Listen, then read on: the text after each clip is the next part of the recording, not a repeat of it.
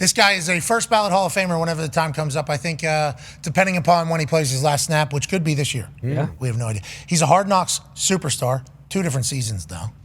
He's a father. He's a stud. Ladies and gentlemen, the man behind the hashtag #AskJage trending topic, J.J. Watt. Yeah, Jage. How you doing, Jage? Hi, guys. I'm doing really well. I'm happy to be here. I love AJ's theories, and I'm very much looking forward to hearing more. Well, we're going to try not to talk about him because, to be honest, you talk about him too much, you get a little bummed out. Yeah. And I don't want to be bummed out. Okay. Or you get excited. It could be a cool fight. No. We could have a great battle. Yeah, you're right. It could be. No. We need Biz to give a motivational speech, man. Hey, Connor, just keep your soft ass out of the conversation. You're not reading what I'm reading, brother, but I like your optimism. That's not what we. Hey, hold on. We're going to be A-OK. We got to remember that. We're going to be A-OK no matter what it is. These things pull 1,000 G's. Yeah, but you know what we pull? So how many of them would it take to pull you? 2 million, maybe. Whoa, jeez. Called you a fat son. Yeah, I'm done working out. I decided yesterday. There's no point Don't anymore. give up, brother. Don't you give up. Come on. It's too late. I'm done. No, don't do No. it, man. I'm enjoying Look what you've done, Now you have to JJ. work out Having fun. Thanks, JJ. Eating what I want. Happy, JJ. The duck called you fat as well, multiple times. yeah. I did not like that. Both on the program, which I did not catch, he pointed at you and did this number. Oh, yeah. And then at the game, he pointed at you and did this number yet again. I'm like, what is the deal? I don't think that's the case at all. I think you're doing great. No, it's all right. Well, Jage The called you a fat ass. interesting thing is, you are not fat. Yeah, but you called him Just one. like I think it's like the haircut, it's the look. I don't know what Just it move is. No, on to Like, It's his football. clothes. God If he damn wears it. something that fits him and it's tight fitting, you look at him and you go, you look really skinny right now. And then he hates that you complimented him. Yeah, so there's a chance it's a lose-lose no matter what happens here. doing? He's been putting in a lot of work. But this all started with you calling him a fat ass in Cary, North Carolina. That's right. Right? That's right, yeah. Well, Well, I mean, you yelled at me from the donut line, so that one set itself up. It So, did. exactly. That's where it all started there. Now the duck is like, yeah, Jade, you're right. That is a fat ass over there. So, kind of your fault. If you would like to apologize because we were in the holiday season, we would appreciate it. I apologize for nothing. I take nothing back. Good. It looks like the donuts were delicious, and we got rocked in the tournament anyway, so we're all even. And then you almost fought a ref. I mean, there's a lot of things that happened down there in Cary. Who knows if any of us will ever be back to that city. It was a great time. It was a great time. It was a great time, great place. University of North Carolina women, national champions. They just won it in Cary on Monday night. Shout out. Congratulations, Shout UNC. out. Are they going to hire Bill? Yeah. Are they going to hire Bill? We shall see. Let's talk about your life a little bit here. Some of it was documented on Hard Knocks. Obviously, some of it was documented on social media. You went back and saw Teej. You're back in Pittsburgh for the weekend and saw the massive game against the Cleveland Browns, which the Steelers won. And I'll tell you what, watching you and Koa and your family operate is beautiful. And the pregame photo that took place that I saw the footage of on Hard Knocks is like such a perfect depiction of knowing that all 4 of those people are all professional athletes and understand the situation. So look at this. They're all kind of, you guys, all the Watts are kind of hovering around each other. Hugs. Good to see you. Then Teej says, what's up, Ko? Give a kiss. Go Steelers, he says. And then Teej is like, all right, I don't have a lot of time. Let's take a photo. Okay. All right, let's take a photo. Everybody, quick. Look up quickly, everybody. Yup. Here we go. Smile, pose, picture. Koa even knows. Hey, Koa, we only got about 4 seconds right now to take this photo. The efficiency was awesome to watch because it was like, we don't have a lot of time with them. Then the shot inside the suite of you and Koa watching the game and the terrible towel twirling. I mean, not only this angle with your Saris candy in front of you, but then the angle that you put out, I believe, which showcased that Koa was getting after it and really twirling the hell out of that as you were enjoying a Steeler game. And I saw the animated Grinch immediately because I have a 19-month-old daughter, and boy, that iPad movie could be a tag team partner for a parent that you could never even imagine. Jage, what's your takeaway from going to the game? Were you impressed with the way Koa was twirling that towel? And how was it being back on Hard Knocks? You feel like a superstar? It was awesome. I don't get to see Tej from a fan perspective as much, so to be able to watch him in person, spend a weekend with him, and have Koa there was incredible. I do have a bone to pick. I definitely have a bone to pick because I put that video out of Koa twirling a terrible towel, learning how to, and obviously we got the Grinch set up there, and 99% positive, great comments. But of course, you get the 2 or 3 idiots who are the parenting kings of the world who say, "Oh, look, another iPad baby oh, look, we can't parent. We have to put a screen in front of them. I got a message for you. Okay, if you're King Kong, king of the world, best parents on the planet, good for you. You don't need any entertainment whatsoever for your child. Good for you. Congratulations. You're better than all of us. You sit up on your high horse and you look down on the rest of us parents and you look at us as peasants. Great. Well, here's what the situation was. I got to the stadium 2.5 hours before the game started. We went on the field. We're playing with tees. We're watching the game. We're doing all this. We're running around on the field with Koa. I'm showing him football players. I'm teaching him how to catch, throw the ball, et cetera, et cetera. Then we go up to the suite, and the game doesn't kick off for another half hour. I want to watch my brother play. So we've been playing for 2.5 hours on the field, kicking around. I want to watch TJ play the game. I put on the Grinch. Koa, for the first half hour, doesn't want to watch the Grinch. No. Watches the game. Yeah. Then he locks into the Grinch for a little while. I'm like, cool, because I'm watching TJ. We are at the game for 3.5 hours. After the game, we got to wait an hour for him to get showered up, cleaned up, and go home. So we're at the stadium for 6.5 hours total. So if you are the King Kong best parent on the planet and you can entertain your child for 6.5, 7 hours while watching the game and watching your brother play, you're a better person than I am. Yes, they are. If Yes. not, just be a normal ass parent, put the iPad in front of him and play a damn movie. No, yeah, agreed. But those people are the best. They are so good. Yeah. They are so good at what they do. And I assume every piece of food that they let their toddler or kid eat is super healthy. And I assume every breath that they take is super good air. I assume every single decision that is made is so that this is going to be the best child of all time. And that whole iPad parenting thing coming from people who maybe don't know this generation of life. Like, I built my business off of this thing right here, okay? My baby girl's on it right now. Whole business was built off of this thing. So the fact that my daughter is 19 months old and knows how to work these things, I think that's actually a good thing. I don't think that's a bad thing that she's getting comfortable with technology. Now, can't just have the iPad in front of the baby for its entire, you can't just have animated Grinch and Bluey running every single decision in life in there. But that is a nice thing. And I think her getting comfortable, and I don't know how you feel about Koa, and I don't know how comfortable Koa is. I can only speak for Mackenzie. Her getting comfortable with technology, it makes me excited. I'm like, I think maybe we got a computer engineer here. Do we got a maybe a rocket scientist in this entire thing? So I think those people, I understand what they're trying to grandstand on, but I think you could counter their argument literally at any time. God forbid they saw me feed him 2 Sorry's chocolate pretzels. I mean, who knows? Who knows the backlash? You're feeding him chocolate pretzels? What's Sorry's? Sorry's. I literally don't know how to say it. I mean, I'm sorry. You told me 16 times. I have no idea. You could be sorry, but you should never apologize for eating Saris candy because of how good Saris. Yeah. Man, we really just crushed Koa with the score bug right over the top of his face, too. Didn't I notice saw that. that. They were holding it for a little bit there. They're trying to hold it for a little bit there, and then inevitably like, are we going to get out of here? Or yeah. You need to know how to place him a little bit better. Yeah. Get the kid off the screen. I can't take it anymore. Okay, let's talk about this Pittsburgh Steelers team a little bit.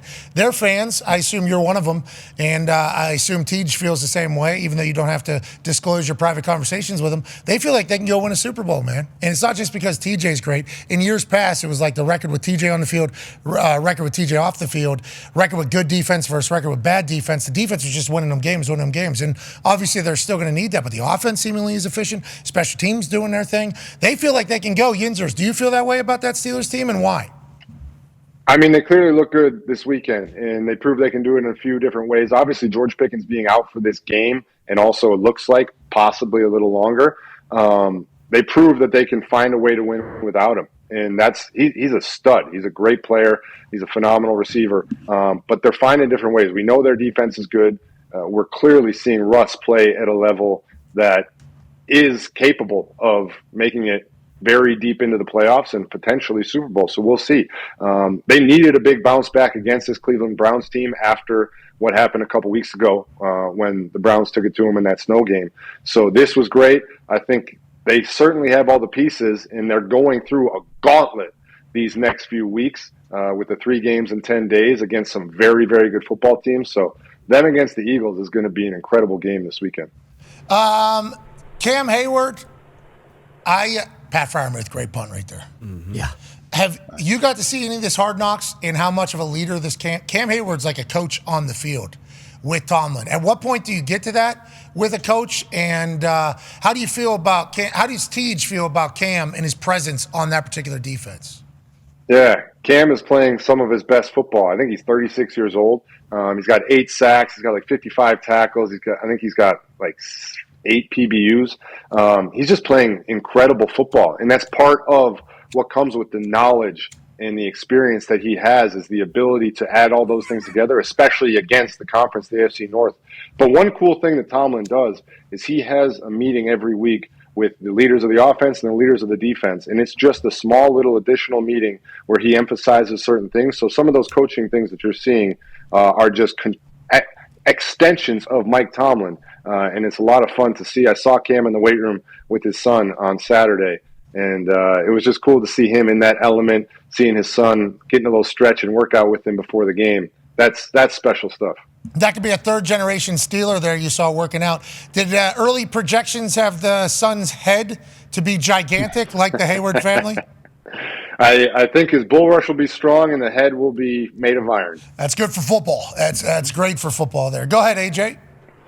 Jage, speaking of bull rushing, I don't know if you saw the clip came out of Mark Gastineau kind of confronting Brett Favre, saying he took a fall, I guess, giving Michael Strahan his sack record. Is this something that you pass rushers do? Are you like, verbally assaulting people that you feel like gave up easy sacks to other people? And before you answer that question, because we have not chatted about this yet on the program, we should give full context for the situation. Mark Gastineau was at a collectibles or an autograph session that wasn't open to the public. It seemed to be behind the scenes. And he was being recorded or filmed. I don't know if he's making a documentary. And I guess it's the first time that he has seen Brett Favre. Brett Favre notoriously got sacked by Strahan. Strahan then set the single-season record for sacks and beat Gastineau. Here's Gastineau confronting Brett Favre. I thought we met a long time ago. At least I saw you. Right. How you doing? When you fell down for him. I'm going to get my sack back. I'm going to get my sack back, dude. You probably would hurt me. Well, I don't care. You hurt me. You hurt me. You hear me? Yeah, I hear you. You really hurt me. You hurt me, Brett. We got to get back to this, Brett. I'm sorry. Okay, so I guess Gastineau is making a 30 for 30, and obviously, this is incredibly uncomfortable. How do we get out of here? And I don't know what's going through Brett Favre's mind there in the entirety. Here's the play in which Strahan gets the record. It's fourth quarter, about to win a game, and the way the story is told is almost like Brett took the snap, went in front of Strahan, lays down, and just let Strahan kind of tap him. Mm-hmm. That appeared to be a situation where Strahan was going to sack Brett Favre, whether Brett Favre, who never went down or not. I don't think they could have handled a turnover. I think the game was over.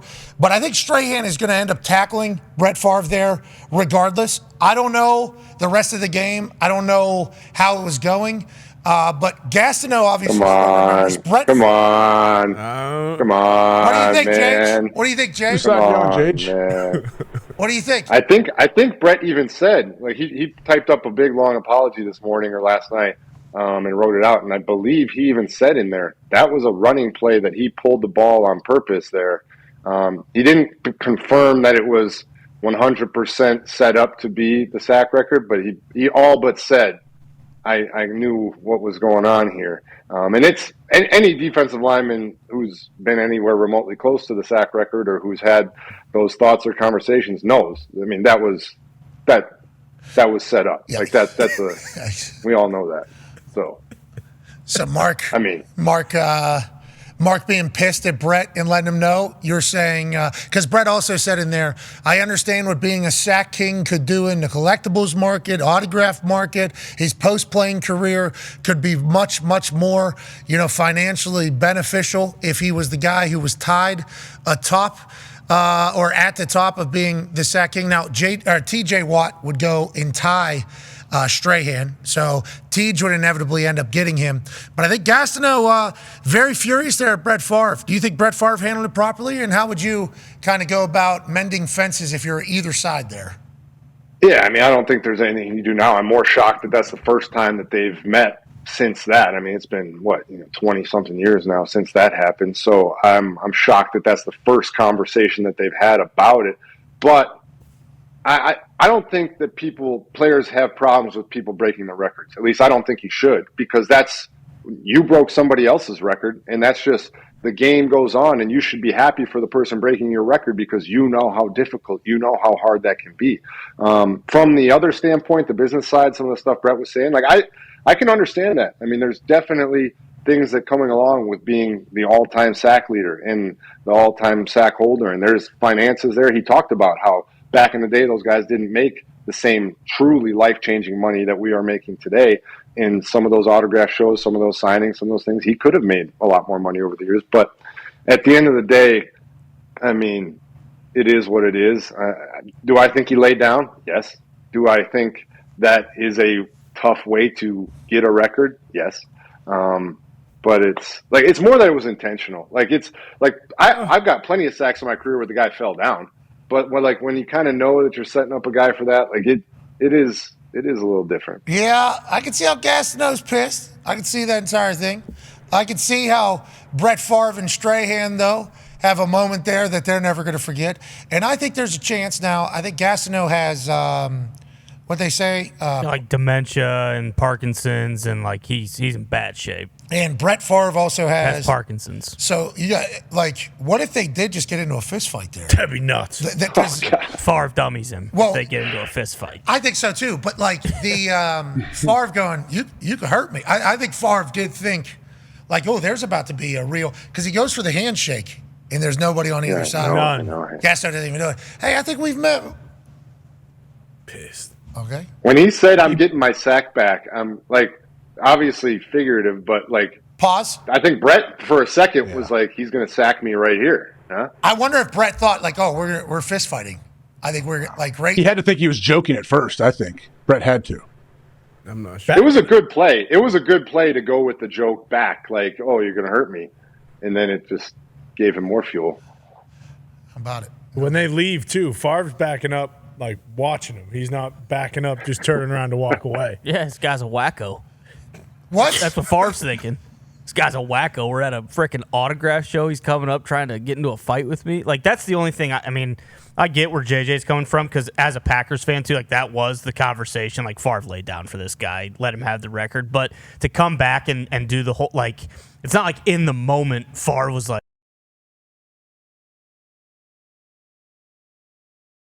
the career, how.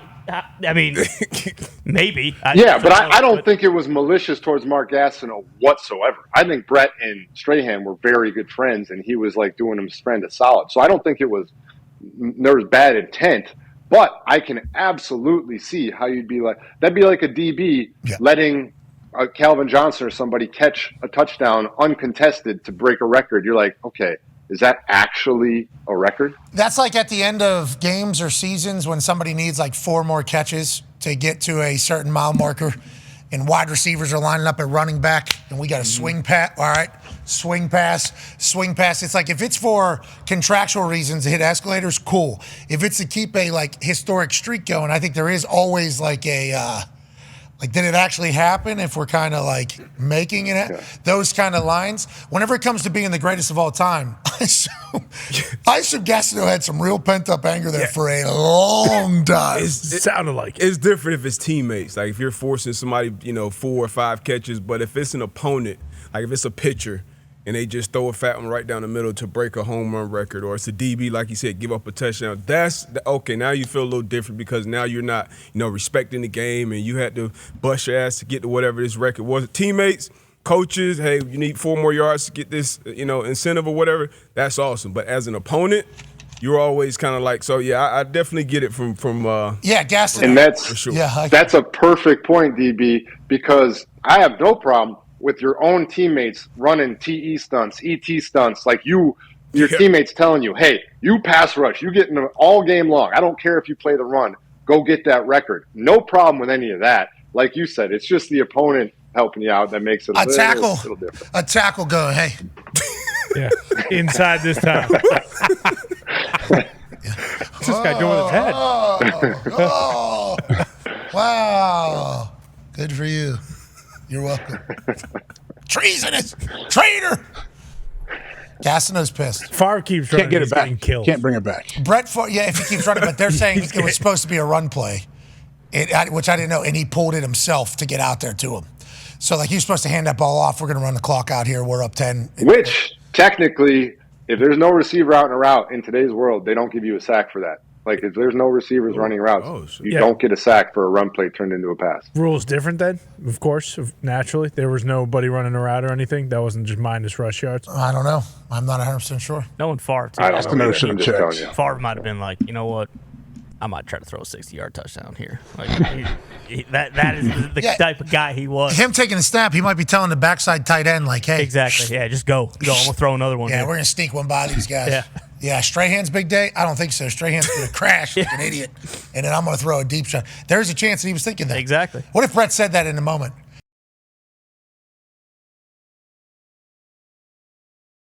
What do you think this is? Yeah, right. I mean, I said I fell down because I was trying to be a nice guy. He definitely didn't say in the moment, like, I didn't lay down. He did not deny the fact that he did it. We understand that they're both dealing with things mentally as you get older and physically as you get older. I would like to go on the record as stating, I think Brett Favre wins the fight at this moment. If they were to fight, I would just like to let. Dude, I'm going to be honest here. I got to be honest here. I thought that you got told by somebody in your ear, like, hey, you can't do mental health stuff. Like, you got to go apologize. I was waiting for like an apology or like a mental health moment there. And you just took it, pop in your ear. Took it to him. You think Zito or Foxy or Nick in the back are like, hey, you're going to have to apologize. You're going to have to apologize. So what do you think? I don't know. But I was ready for like mental health's not something to joke about. No, it is not. By the way, mental health is not something to joke about. It is very, very serious. So, but with their illnesses that they have, both attacking their brain and their bodies, because they are older, we have to take that for what it is. If they were to physically fight each other, I've seen Brett Favre. I was gonna say his forearms. Yeah. He's pretty jacked in that. I don't know when that was filmed. When was that filmed? I don't know if that's super recent, but Brett's pretty jacked. Like Gastineau, we understand why you're mad. As we talk through it, I think we're all kind of like, all right, we can see why you would certainly be upset. But I don't. That was in 2023. I don't think you want to tango with Brett Favre. No, Brett still got it. Well, you saw his. Did you see his arm? Brett is 55 years old currently, and Gastineau is 68. Yeah, so he's got a 13-year head start, and also I don't know if Gastineau is hitting the weights as much as Brett Favre has. That's right. Brett Favre is. He might be at peak physical condition whenever we saw him at that golf tournament. Yeah. You're talking about calves, just his forearms so big. He had a 3-wood, like 340 or something. Yeah. I mean, it was just like unbelievable watching. He looked like Popeye. He did. He looked like he had a gray beard. He looked like actual Popeye. And just Gastineau needs to know that next time. Yeah. Brett, I don't know if Brett Favre's throwing any punches these days. I think he's past that. But if he thought there for a second. He has to. I mean, I think Gastineau could eat about 20 of them before he drops. You think Brett Favre? Favre punches? I mean, he puts that copper fit elbow sleeve on with the Wranglers. Damn, good point. I mean, it's game over. We'd like to see those two work it out, though. Sorry that happened to you, Gastineau. Also, we just learned some more information. Mark Gastineau went on to become a professional boxer after his football career. Yeah. Hold the phone. Okay. Hold the From phone. 1991 to 96. Hold the phone. 15 wins, 2 losses, and 1 no contest. So he's 60 what now? 8?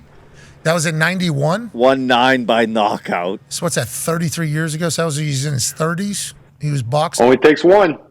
Yeah, but he's got the slide, too. If he's got that. He knows where the button is. Yeah, if he's doing one of these and Brett just like, what do you want? And he's... Favre ain't no spring chicken either. That man can eat a punch. Yeah, you're right. He's done that. Yeah. In the past. Has he taken any boxing? I assume. Probably. He's a tough son of a bitch. Karate, at least. Yeah. Taekwondo, maybe.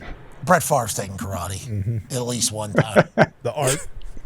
What's so funny? Why is everybody laughing? You don't Just think Brett karate. Favre's taking Just saying karate.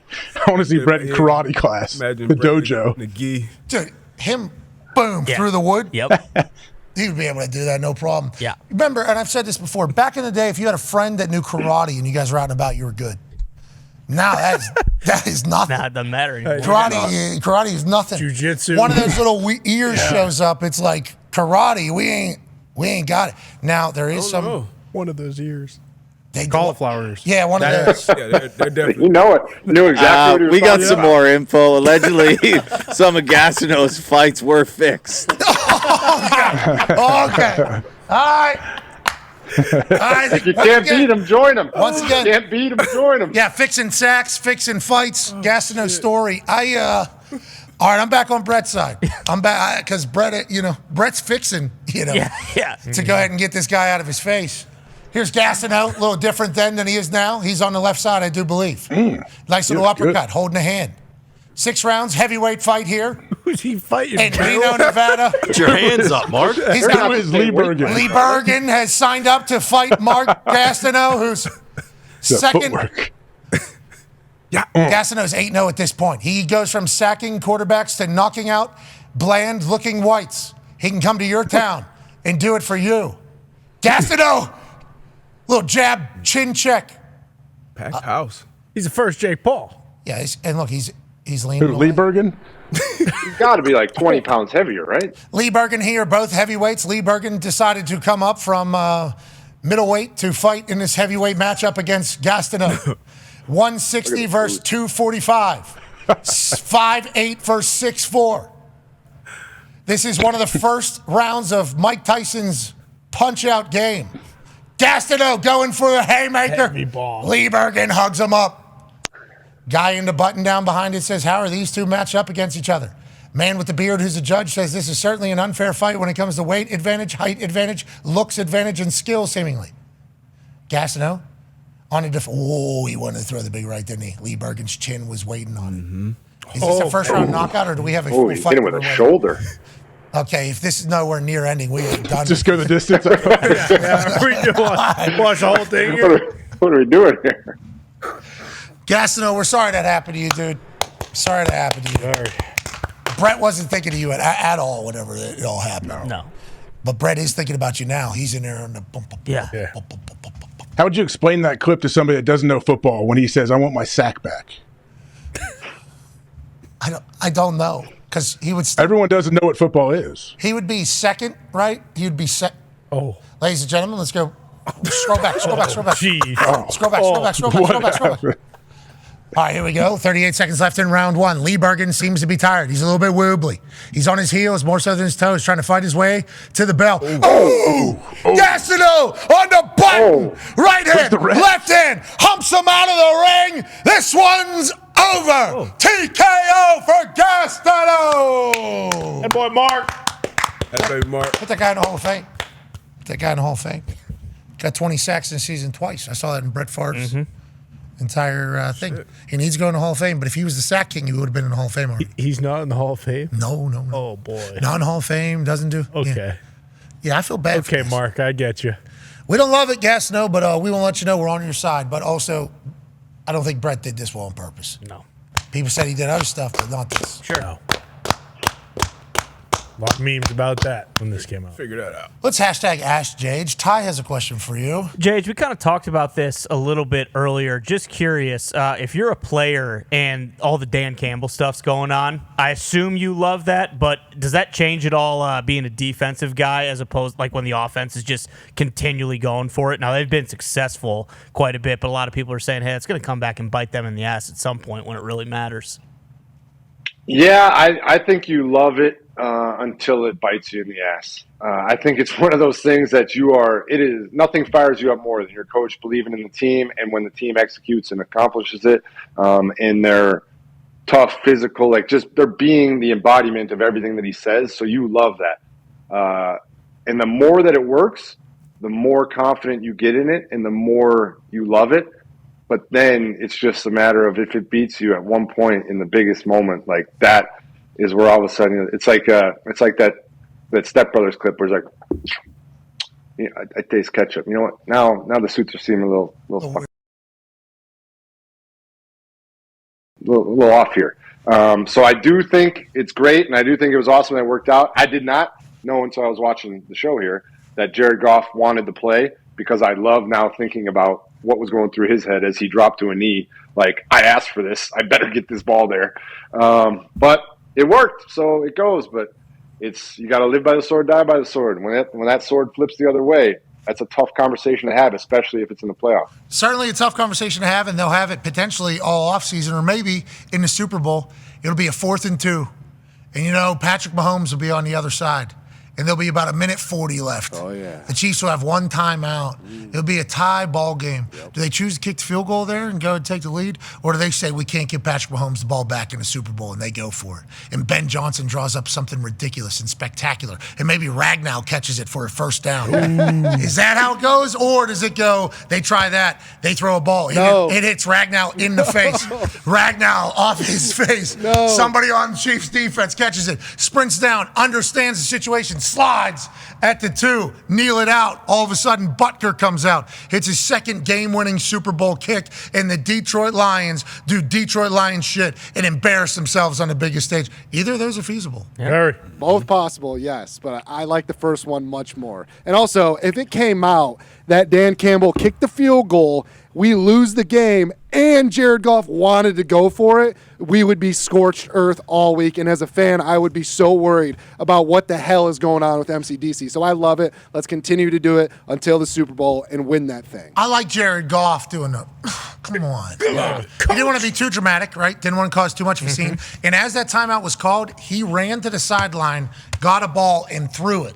That was like what he did immediately. He threw a ball. So I was like, is he trying to bluff that they're going to go for this? And then we find out like he wanted, hey, we are going for this. Watch this, coach. This is how this is going to go. I love it with them. But speaking of them, this weekend, good comment. Yeah, Jage, in Detroit this weekend, I believe the Bills are coming to town. I believe you'll be there. Do you think that game is going to go similar to that Packers game where coming down the last possession, MCDC's got to go for it on 4th down? Or do you think anything changes when the Lions are playing a team like Buffalo? I'm hoping we get a game like we just got with the Bills, with the high scoring, back and forth, points going crazy. That would be a lot of fun. It would be a blast to watch. We obviously have the whole CBS crew, the NFL Today crew going there. Oh, I like on site? On site in Detroit. That's great. Sunday. That's great. Foxy, I need some things. Give me what does the crowd want to hear? What gets them riled up? What's the chance? Jared Goff. Jared Goff. Jared Goff. That's it, right? That's it, 100%. No matter what the sporting event is. When the Tigers were in the playoffs, JJ, there was a tweet that went viral, and it said we got to stop doing the Jared Goff chant at Tigers games, Pistons games, Michigan State games, and everyone absolutely roasted this person. They said, no, you don't get it. The Jared Goff chants are an embodiment of what Detroit is, so that's the only chant you need to know. Yeah, because he was cast aside, thrown to Detroit. Yep. This guy stinks, overpaid. Now there's a rebirth, just like the city of Detroit. Bingo. So it's not just a name. It's not just the quarterback. It's the movement that's happening there in that city. And you can feel it, and it radiates through town. Jared Goff. Jared Goff. I think you should also bring up all the success that all the other teams are having, right? Just stick to football for now. Oh, okay. Stick to football. Are you sure? Nah, hockey, don't worry about it yet. The boys are focused on the Lions, the Pistons. They're trying, stick to football. Okay. New cabinet member? What's that? Bob Ritchie. Oh, yeah. Kid Rock, I guess you could bring up maybe. You'll figure it out. I think you'll be able to. I'm just going to rap Eminem lyrics the whole show. That's not a bad idea. It's going to be a lot of Mom Spaghetti. R.I.P. I think it's recipes of, but Mom Spaghetti still exists. There is a restaurant. You can stop by there and say, I had some spaghetti. We'll see you tomorrow. Goodbye. Nailed it. Really good. Really good. Really good. Jared Goff is the champ. Jared Goff is the champ. Yeah, we'll get that going. We'll get that going. We'll get the people going, get them riled up. And the thing about the Jared Goff chant is you got to talk about Jared Goff a lot. So there's a lot of opportunities for you to, just be like the quarterback that they get from the Los Angeles Rams that everybody says, this guy stinks. He was actually 3rd string for the Los Angeles Rams at the end of his run. His name is Jared Goff. Jared Goff. They'll just go. And then you get right back into it. But since getting matched up with MCDC and out here in Holmes and the environment and the vibes and the attitudes of the Detroit Lions with Ben Johnson, Jared Goff. They'll start doing it. Every time you say his name, if you just think, okay, if I just hit a little rhythm here, these people will certainly echo the sentiment. And obviously there's a time where too much is happening and you've gone too far, but then there's that happy medium, and we know you'll figure it out, Jage. We know. You don't know where the line is unless you push up against it every now and again, Yeah, that LSU one, I really tried my best to get. I passed the line. That was a great one. Suck that tiger dick, man. That's wild. It's great. Little kids. Wild change. One of the best. Little kids, 75-years-olds. Like, this is the LSU football. This is what it is down here. We're going to have a good time. They don't call it Death Valley for nothing. You think we're just saying go team? Okay. I don't think that's the case. All right, Jage. Aside from that. I got to give you credit, too. The West Virginia black polo got the guns looking nice. It fits accordingly. Thank you. Been working on them. Got to start doing cardio, though. I'm getting winded too quick. So I'm going to add that into my resume here at some point, into my regime. I'm going to try my best to get after it. Because we got guys in this office that run 2 miles, 5 miles every single day. Connor's on that Stairmaster. How many floors? None now. At least 50. Don't give up hope. Just don't just back down, man. Have a little bit of a spine. Stand up and say, "I'll show you." Sick of doing it. Back down. Well, yeah. I mean, nobody likes doing it. Your ground. Good song. Okay. Absolutely. This has been fun. Connor, there ain't no easy way out. Hey, Connor. Yeah. You won't back down. And you know what you'll do? And you'll stand your ground. Proud of you. You got it, man. You got it. Can't give up hope because we learned a little piece of information about potential war about to pop off. No doubt. Be like your sweatshirt. Gold teeth out front. Sure. I guess that's not what that's. There you go. Be like your sweatshirt. Absolutely. You know what? I'm gonna. Jage, aside from the Bills-Lions game, what game are you looking forward to this weekend? How about the Colts-Broncos? You worried about the Houston Texans maybe taking a little bit of a slide and the Indianapolis Colts continuing to get hot? They got to beat the Broncos because the Broncos are currently holding the super wild card spot. Is there any other games that you're looking at this weekend as ones that are must-watch? Philadelphia, Pennsylvania, or Pittsburgh, obviously. The Battle of Pennsylvania, huge. Anything else that we need to look at? Because last week's slate kind of crop. This week, what are you looking forward to? Yeah, no, not worried about the Colts at all. So all good there. Obviously the Steelers, Eagles, the Battle of Pennsylvania, two really good teams. Just can't wait to see how that matchup goes. I don't know if it's because I grew up in Wisconsin or there's just been a bunch of these games lately in the last 10 years or whatever. But the Packers, Seahawks, for some reason, even though they're not divisional opponents or anything, that matchup always intrigues me. I think it takes me back to the refs, like we had the fake refs or whatever we had. But there just seems to have been a bunch of matchups between the Packers and Seahawks, and somehow it always seems to be a great game. So I'm looking forward to that one. Okay, me too. I like what this Seahawks. Am I wrong there, or does this seem like a common matchup? Absolutely true. Yeah. Seahawks, though. I mean, that McDonald story over there, covering up the wall. First, they kick Pete out, kick him out. Pete said he went in there and fought for his job, right? You know what he said? Yeah, Competed. I competed for my job. Yeah, did a whole presentation about what he would do, how he would fix it. I think we've learned more information about it as it's kind of gone on. Pete has kind of relayed the message of how it went over there. They basically kick him out. They bring in McDonald. They paint over the Legion of Boom. It's a new era. We got to do this entire thing. And then, how's it going to go? We don't know. Stumble. And then all of a sudden it's like, wait, this team's winning games. McDonald, I think, got his culture in there. I think they feel as if they're in it because that NFC West was very, very tight for a while. They're starting to pull away. They got a big one, I think, against the Rams last week of the season, potentially. Yeah, tomorrow night, prime time is. Or sorry, that is. Never mind. That's Rams-Niners, I believe. What we're talking about? What's that? That's the game we're talking about, the Seahawks-Packers we just talked about. Yeah, but Rams-Niners is tomorrow, I believe, which will have huge implications on the NFC West. And the Seahawks seemingly control their destiny if they want to keep going. They've been winning a lot of games. We don't talk about them ever. Nobody talks about them. This is kind of the prove how good they are, though, because they have Packers Sunday night, then they have the Vikings following week, and then I don't know who they play the third week, but then they end the season with the Rams. So it's like their end of the schedule here is quite the gauntlet. Shout out to the NFC West. Shout out over there. Is Pete also not getting talked about nearly as much as you would think he might be in coaching carousel, or am I missing something here? I thought about this yesterday, actually. Bill Belichick came on our program and pitched how he would run a college operation. Did you hear this? No. Okay, so he basically laid out why he is actually in a position. Yes, I did hear this. Sorry, I don't know. Yeah. No, it's okay. He laid out why he is in a good spot to be in college right now. Hey, this is basically an NFL team you're running.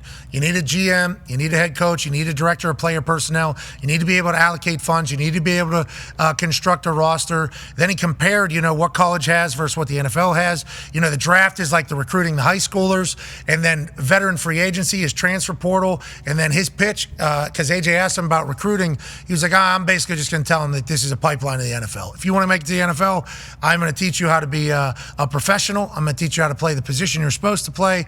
And basically it's going to be a life camp as well, about attention to detail in learning and moving.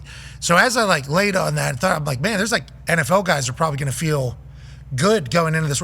Pete Carroll feels like a guy that has obviously dealt with business before in the NFL. I think he had some say over general manager moves and roster construction and everything like that. He's been in college before. It's like, with where college ball is heading, I think those NFL experienced dudes who have been a part of the business and the head coaching part have quite an advantage if they just want to get back into ball. And I'm not saying Pete doesn't deserve an NFL job if he wants an NFL job or whatever it is, but it's like, I think Pete could also slide into a college job with the way it is and be very comfortable and successful at this time. I thought about that yesterday, so good call. Nobody's talking about him.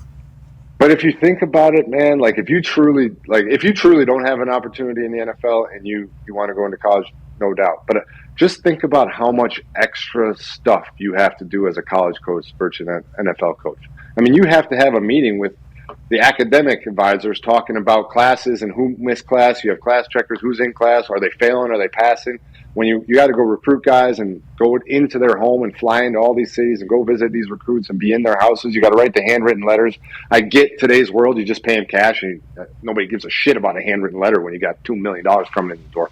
But you still have to do so much more shit than you have to do in the NFL. So Coach Prime has obviously made the transition to being Colorado's head coach effortless, seemingly, after a couple years here of success, and then also getting Juju out of Georgia to commit to Colorado, perfect timing to take it over. But I don't think he's ever done an in-person, in-house recruiting visit. I think he does a lot of it via FaceTime and Zoom. And whenever you talk about academic people, director of player personnel's job is to make sure that the academics all get handled. Director of player personnel reports to, I guess coach or GM. But it's like he handed a 400-page thing over to UNC. A lot of pages. Here's how this is going. Academics, director of player personnel is going to deal with that. Director of player personnel doesn't have our team graduating, will be replaced. It's like, I think they're going to set it up like. But he did a lot of those jobs in the NFL. He was the GM. He was the head coach. He was those guys. Yeah, but he's going to delegate it out. I get it. I'm not an idiot here. But at the end of the day, that is still something that's on your plate that is not on your plate in the NFL. I know what you're saying because I feel the same way. I was like, how's Bill going to recruit any 17-year-old? Why would he give a shit about any of these 17-year-olds? But I think with the way he thinks it's going to be just like definitely recruiting, but also, hey, here's his comps money-wise.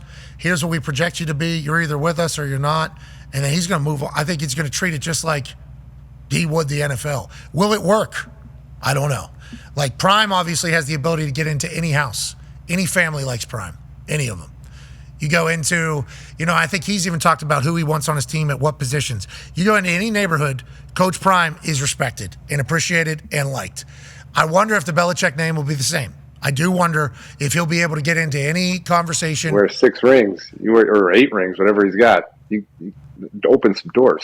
That's what I'm saying. I do wonder if all that shit that we hear about that is miserable in the college coaching world, if he's able to bypass a lot of it because of who he is and how he's going to set it up. I don't know.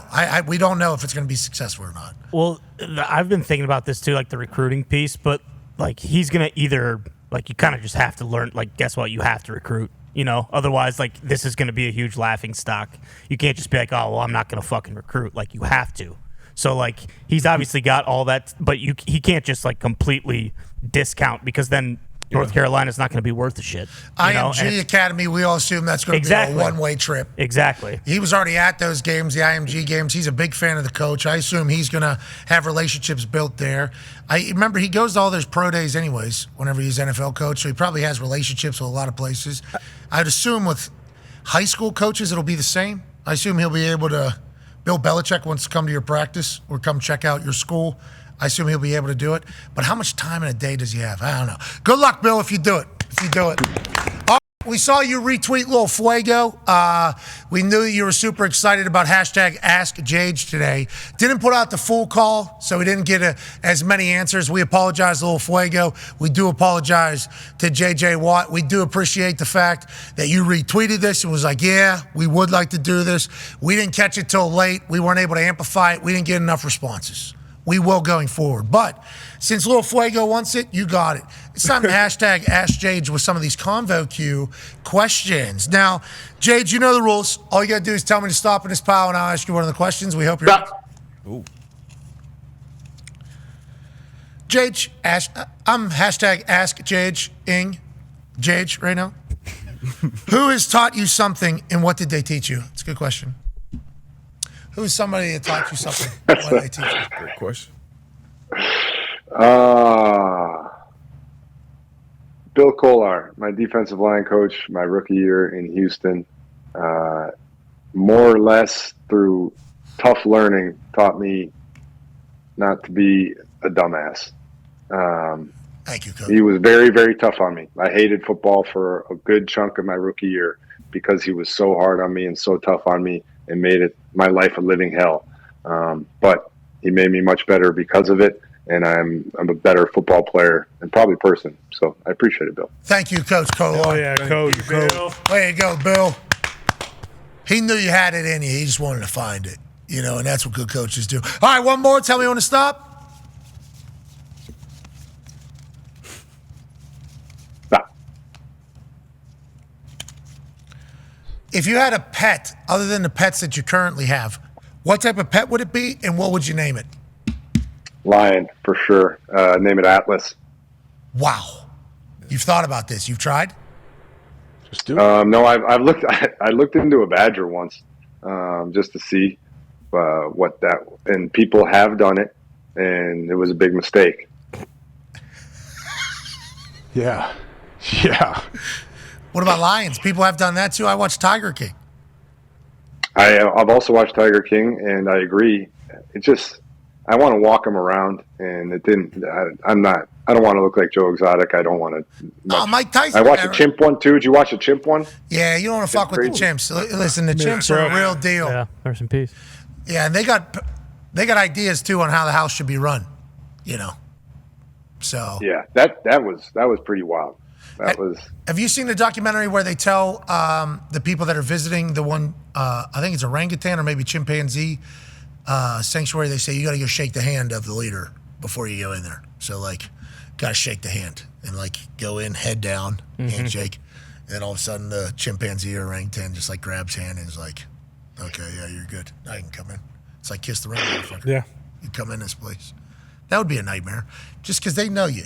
We walk by the orangutan exhibit down here at the Indianapolis Zoo. Beautiful place, Indianapolis Zoo. They spend a lot of money to make sure these animals are living a good life. Sure. They put in an orangutan exhibit, a lot of glass walls, and I think whenever it rains or it's bad weather, they kind of have to come inside. There's multiple spots they can come inside, but if they get trapped in one of these sides, boy, it's really close quarters with the people walking through. And those orangutans are looking at you right in your eyeballs, and they're letting you know that they are not happy. Help us. Then they just dump all over themselves. And then you think to yourself, wow, if I was in there, it would rip my head off right now. Yeah. They have super strength. So yeah, let's not fuck with the chimpanzees. Nope. Let's not have pet orangutans. Not smart. Or pet chimpanzees. What's that one monkey though that is a pet that people have from Ace Ventura: Pet Detective? Spider monkey, little one, macaque. Little one. No, I don't think macaques. Definitely not the macaque. Macaques are going to try to take over your house, and then obviously we know what they're going to do to your baby maker. Chimps. Capuchin? No. Capuchin. I could see AJ Shout out have one. Spike. AJ might already have one. I don't want to do. I change my kids' diapers. I'm not changing some little guy's diapers. Yeah, true. I feel like AQ knows somebody who has one. Not that For he sure. has one himself. I knew somebody that had a capuchin. I knew somebody. Former teammate? Yep. Oh, yeah, me too. What up? I could have one. The capuchin was a real problem.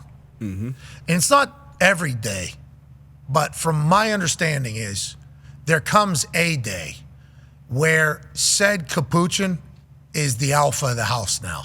And inevitably there's going to have to be some sort of clash battle to see who. Do we have a photo? Of these are Ace Ventura Pet Detective, the little Yeah, like this big, right? Yeah, they're cute, right? They're really what are we thinking? Yeah, like what are we thinking? Like truthfully, AJ locked in a cage, you in a capuchin, you winning?